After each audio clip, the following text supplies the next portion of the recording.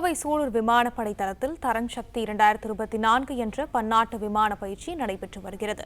இதை பற்றின மேலும் விவரங்களை எமது செய்தியாளர் நேசராஜ் வழங்க கேட்கலாம். நேசராஜ், வணக்கம். விவரங்கள் என்ன பகிரலாம்? வணக்கம்.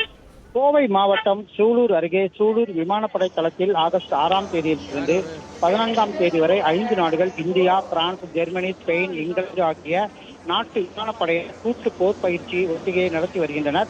இந்த போர் பயிற்சி இந்திய விமானப்படை தளபதி சௌத்ரி மற்றும் ஜெர்மன் விமானப்படை தளபதி இங்கோ பெர்கட் ஆகியோர் துவக்கி வைத்தனர்.